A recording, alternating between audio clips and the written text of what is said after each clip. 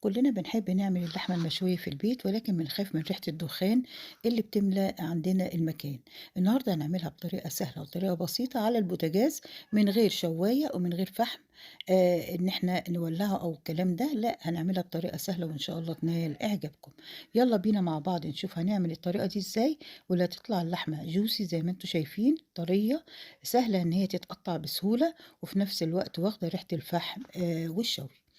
أول حاجة باجيب لحمة الsteak أو لحمة تكون من وش الفخدة، بتكون حوالي سنتي مش أكتر، وتكون فيها نسبة من الدهون عشان تقدر إن هي تسيل الدهون دي وتدي طعم حلو.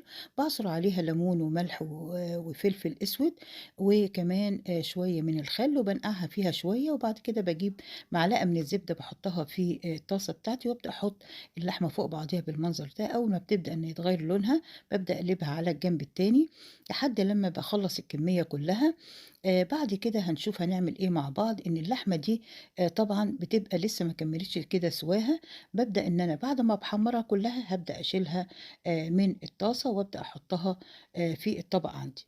طبعًا اللحمة لو هي بتشد جامد أوي ممكن في الحالة دي أنقعها طول الليل في التتبيلة اللي هي مَيّة البصل والملح والفلفل، وما بازوّدش البهارات لإنها بتغيّر من ريحة أو من طعم اللحمة.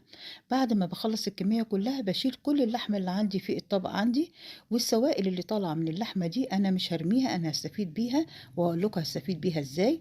إن أنا باضيف عليها على طول شوية من الفلفل الأسود عشان البصل اللي هاضيفه دلوقتي.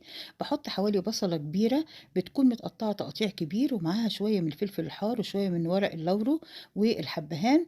بابدأ أحط اللحمة فوق بعضيها بالمنظر ده، ما باحطهاش جنب بعضيها ولكن فوق بعضيها عشان تسوي بعض. وبابدأ بعد كده أحط عليها فصوص من التوم تكون متقطعة قطع كبيرة إلى حدٍ ما، لإن التوم ده كله هنشيله هو والبصل، مش هيتبقى عندنا غير اللحمة، وطبعًا هتكون مشوية الشواء الكامل. باغطيها بورقة زبدة وبعدين بورقة فويل، وأول ما بتستوي بابدأ إن أنا أحط فحمة بيكون في ورقة فويل تحتيها ورقة زبدة، عشان طبعًا الفويل بيأثّر على اللحوم وبيأثّر على طعم اللحمة، وطبعًا بيكون غير صحّي. باغطي بعد كده بأي غطا عشان تبدأ إن هي تتشرّب ريحة الفحم اللي موجودة في الفحمة، وباطلّعها في الطبق التقديم زي ما أنتم شايفين. بتطلع في منتهى الجمال بشكل وطعم المشوي، وشكلها جميل جدًا، وما بتاخدش وقت أبدًا يعني في السِوَى، طالما إن اللحمة منقوعة كويس جدًا، مختارين نوع اللحمة اللي هي الطرية اللي هي بتستوي بسرعة.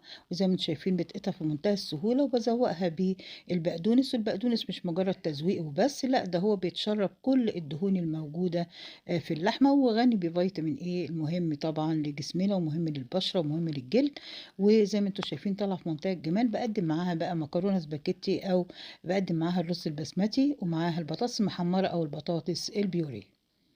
أتمنى فيديو النهارده يكون عجبكم ونال رضاكم، واشوفكم الفيديو الجاي على خير بإذن الله. دمتم بصحة وعافية، والسلام عليكم ورحمة الله وبركاته.